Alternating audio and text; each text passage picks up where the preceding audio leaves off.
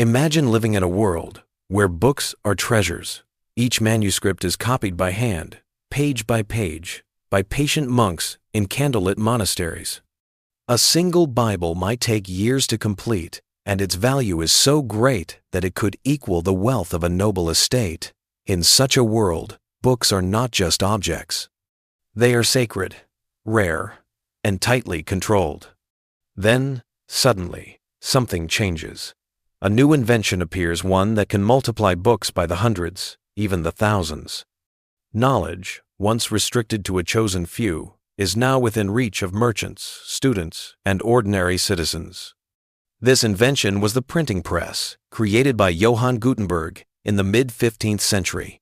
It was a turning point in human history, one that transformed Europe forever. But not everyone celebrated. To our modern minds, it seems strange. Why would anyone fear books? Why would scholars, the very guardians of knowledge, see danger in this invention? And yet, many did. They worried about losing authority, about errors spreading like wildfire, about tradition and artistry being destroyed. Some even believed that the printed word itself carried a kind of corruption.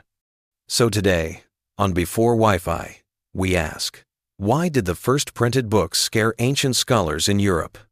To understand their fear, we must first look at the world before printing, a world where books were not only precious, but powerful. Before the invention of printing, Europe lived in what we might call the age of manuscripts. Books were not mass-produced items. They were painstaking works of art. In monasteries and scriptoria, monks spent endless hours copying texts by hand.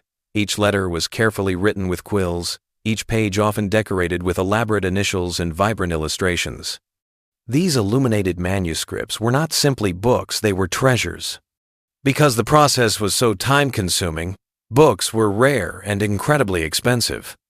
A complete Bible could take years to produce, and owning one was a privilege reserved for kings, bishops, and the wealthiest nobles. For ordinary people, the idea of having a book at home was almost unthinkable. Knowledge, therefore, remained tightly controlled. The Church was the primary guardian of manuscripts, and with that control came immense power. What people could read, what was preserved, and what was forgotten, all of this depended on the Church and its scribes. Scholars, too, held an elite position in society. They were gatekeepers of learning, fluent in Latin, and often the only ones with access to ancient texts.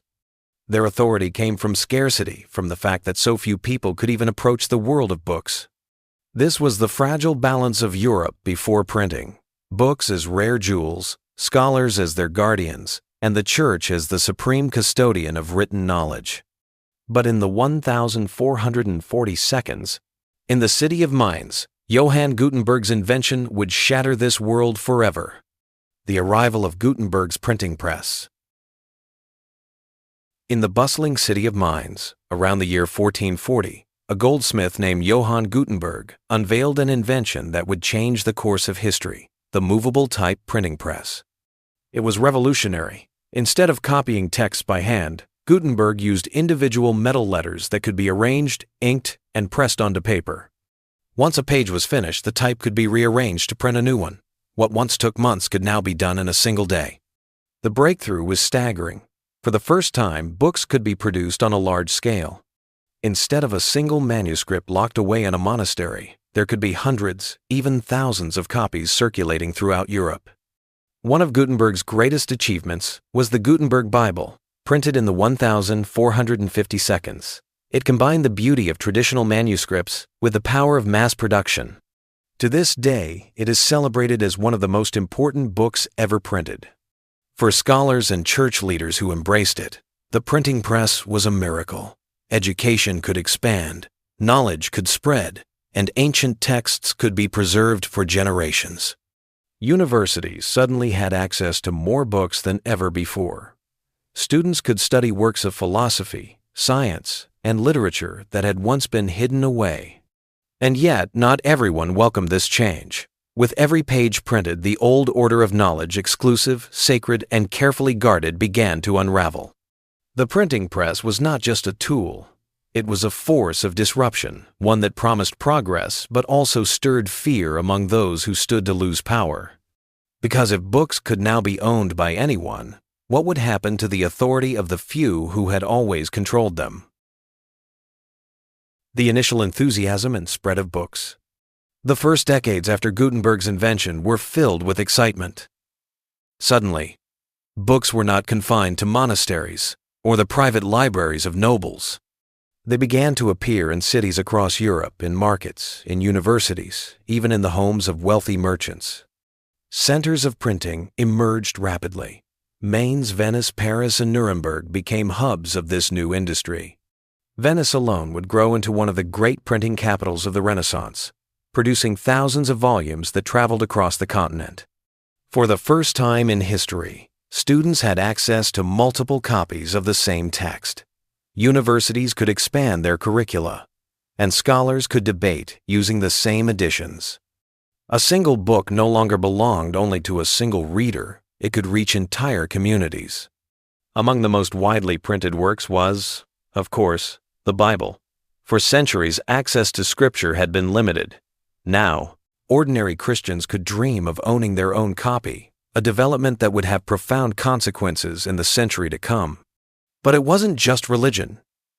Ancient texts of Greek and Roman philosophy, long buried in dusty libraries, were reprinted and circulated. The works of Aristotle, Cicero, and Virgil found new audiences. Medical treatises, astronomical guides, and works of law and mathematics spread faster than ever before. This was the dawn of an intellectual revolution. It seemed as if Europe had been waiting for this moment, when knowledge would burst its chains and flood into society. And yet, with every wave of enthusiasm, came a rising tide of doubt. The very qualities that made printing so powerful, its speed, its reach, its accessibility, also made it dangerous in the eyes of many scholars and religious leaders. Because if books could now spread knowledge so quickly, what else might they spread? Error? Heresy?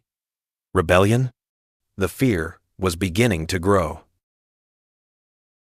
Why scholars and elites were afraid. With printing presses multiplying across Europe, resistance began to emerge not from ordinary people, but from those who had long controlled knowledge. For centuries, knowledge was guarded by a select few. Monks painstakingly copied manuscripts by hand, often spending years on a single volume. This gave their work not only authority, but also exclusivity. To own a book was a privilege. To copy one was an act of devotion. But with the arrival of Gutenberg's press, that sense of sacred guardianship was shattered. Suddenly, a printer, a craftsman with ink and metal, could produce dozens of copies in the time it once took a scribe to complete a single page. To traditional scholars, this felt like a violation of order, a lowering of standards. They worried. Quality would collapse. If books were produced so quickly, who would ensure accuracy? Would errors multiply? Authority would be undermined. If every household could own a Bible, who would interpret it correctly? Would ordinary people misread the sacred texts? Dangerous ideas might spread. What if heresy, superstition, or false science circulated just as easily as truth? Some even went further. To them, the printing press seemed unnatural, almost demonic. Was it right for human hands to replace God's slow, deliberate process of knowledge transmission? One striking irony is that some of the loudest critics of printing were themselves authors. The abbot Johannes Gutenberg, for example, wrote extensively against printed books, warning that paper decays faster than parchment and that true scholarship would decline. And yet he used printed editions to spread his own works. This contradiction revealed the heart of the fear. It was not just about books, it was about power. Because to control books was to control ideas, and with printing, that control was slipping away. The cultural shock and religious concerns. The printing press was more than a mechanical invention. It was a cultural earthquake. For centuries, the Catholic Church had been the supreme guardian of sacred texts. priests and bishops decided what could be read, how it should be interpreted, and who was worthy of such knowledge. The scarcity of books reinforced this authority, but now, with presses multiplying across Europe, that control began to slip. One of the greatest fears was that ordinary people could read the Bible for themselves. If every farmer, merchant, or artisan could own a Bible in their native tongue, what would stop them from questioning the Church's teachings? What if their interpretations clashed with centuries of doctrine? This was not a theoretical fear. By the early 16th century, reformers like Martin Luther would seize on the printing press to spread radical new ideas, translating the Bible into German and flooding Europe with pamphlets. But even decades earlier, scholars and clergy sensed the danger. Beyond theology, there was also a fear of cultural corruption. Printing made it easy for satirical works, folk tales, and bawdy songs to spread alongside classical texts.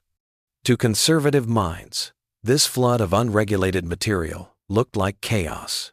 Was society prepared for such an uncontrolled river of words? Some critics even framed the printing press as a spiritual threat. In their eyes, the unnatural speed of mechanical copying disrupted the sacred rhythm of knowledge transmission. Handwritten manuscripts were an act of patience and reverence. Printed books, by contrast, seemed cold, mechanical, even soulless. And behind these concerns was a deeper unease.